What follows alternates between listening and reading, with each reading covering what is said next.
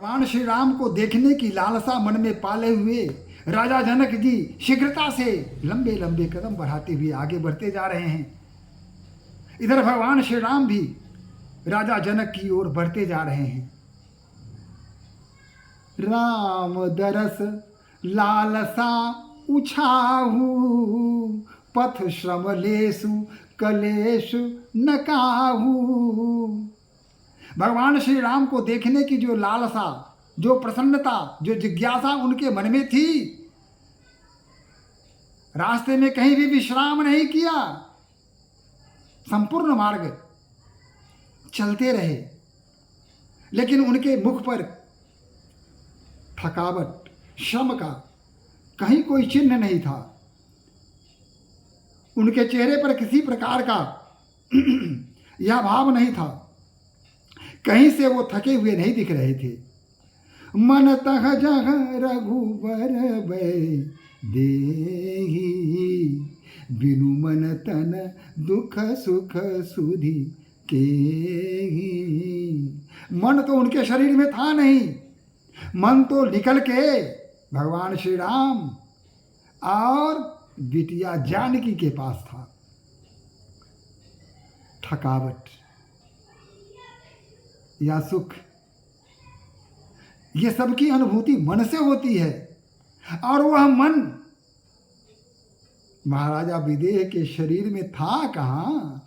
वह मन तो भगवान के पास जा चुका था, और भगवान से मिलने की उत्कट अभिलाषा, जो जिज्ञासा थी, जो लालसा थी, उस लालसा के अंतर्गत उन्हें अपनी सुधि कहाँ थी।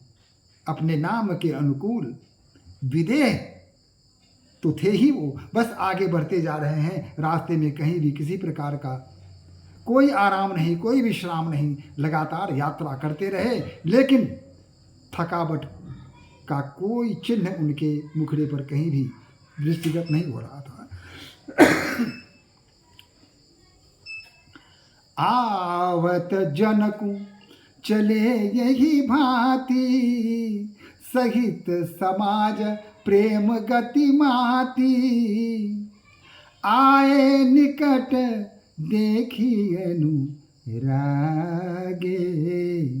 सादर मिलन परस्पर लागे। सादर मिलन परस्पर लागे। जब भगवान श्री राम ने राजा जनक को द्रुत गति से आगे बढ़ते हुए देखा, तो प्रेम में मग्न होकर भगवान श्री राम भी आगे बढ़े, निकट गए, एक दूसरे को देखा, और फिर मिल गए, हृदय लगा लिया, हृदय से लगा लिया, अंक पाश में बांध लिया। लगे जनक मुनिजन पद बंदन ऋषि है प्रणाम किन्ह रघुनंदन। आते ही राजा जनक ने वहाँ जो मुनिजन थे उन सबों के चरणों की वंदना की, ऋषि को प्रणाम किया और उनका अभिनंदन किया। भाई सहित रामु मिल राजहि चले लवाई समेत समाजहि। भाई के साथ राजा राम, सन्यासी राम, वनवासी राम, भगवान राम अपने भाइयों के साथ, समाज के साथ राजा जनक जी की आगवानी करने गए थे। आश्रम सागर शांत रस पूरन पावन पाथु सेन मनहु करुणा सरित जाहि लिए रघुनाथु।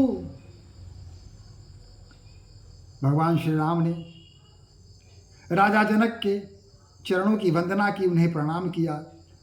राजा जनक ने उन्हें अपने हृदय से लगा लिया सभी एक दूसरे से मिले। राजा जनक ब्राह्मणों से, ऋषियों से, पुरजनों से समुचित व्यवहार करके सबके साथ उन्होंने मिलन किया।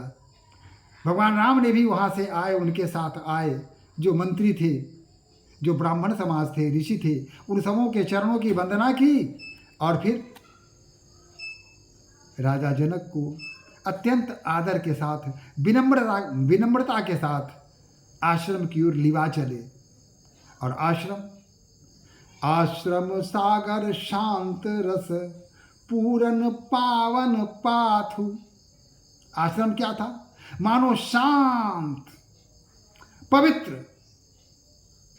रस से परिपूर्ण, सेन मनहु करुणा सरित लिए जाहि रघुनाथ। और करुणानिधि श्री राम अपने साथ मानो सरिता की तरह, चंचल नदी की प्रवाह की तरह राजा जनक को आश्रम की ओर लिवा जा रहे हैं।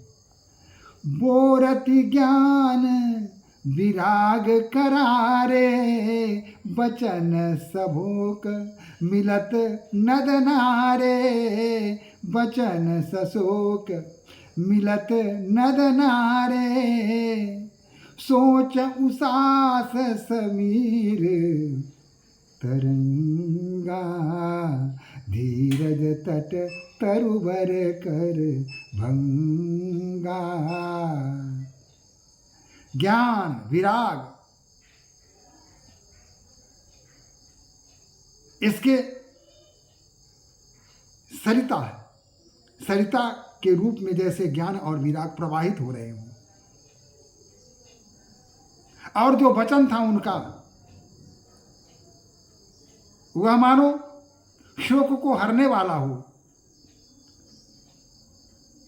लेकिन उनके मन में प्रेम जो था, भगवान श्री राम के प्रति जो प्रेम था, मानो तेज हवा की गति थी, हवा के झोंके थे। धीरज तट तरुवर कर भंगा। लेकिन प्रेम की स्वाभाविक गति ने ज्ञान विराग, किसी को भी कोई महत्व नहीं दिया, सबकी मर्यादा को भंग कर दिया। मानो और जो उसास थी, लंबी लंबी जो सांसें ले रहे थे लोग, मानो वह तेज हवा का झोंका हो। जो अगल बगल राग विराग के जो पेड़ पौधे हैं नदी के तट के किनारे, उनको हवा के झोंके से धराशायी कर रहे हों, ऐसी स्थिति वहां बनाई। विषम विषाद तोरावती धारा भय भ्रम भंवर आवर्त अपारा। केवट बुध विद्या बड़ी नावा सकही न खेगी एक नहीं पावा। सबके हृदय में विषम विषाद था, जिसकी तेज धारा थी, भय और भ्रम, मानो इसका भंवर चल रहा था। और विद्या, ज्ञान, बुद्धि, ये मानो केवट थे, मल्लाह थे। लेकिन सकही न खेई एक नहीं आवा। लेकिन अपने ज्ञान और विज्ञान और धैर्य, यह जो खेवनहार था, जो खेव सकता था नाव को, वो पहले ही मना कर दिया, हमसे नहीं होगा। उस प्रेम को देखकर, उस वीरा भावना को देखकर ज्ञान विराग निरस्त हो गया। अपूर्व प्रेम था, अपूर्व भक्ति थी, मिलन का अद्भुत दृश्य था, अलौकिक वातावरण था, जहां कोई बुद्धि नहीं जा सकती है। ज्ञान विराग, तप जप, संयम नियम, धर्म अधर्म, सब कुछ वहां समाप्त हो गया था। वहां सिर्फ एक अविचल पवित्र धारा प्रवाहित हो रही थी और वह धारा थी प्रेम की धारा, अनुराग की धारा, भक्ति की धारा, और सब उसी में मग्न हो रहे थे। किसी को किसी की चिंता नहीं थी, बस सभी उस भक्ति की धारा में प्रवाहित हो रहे थे, बहते चले जा रहे थे।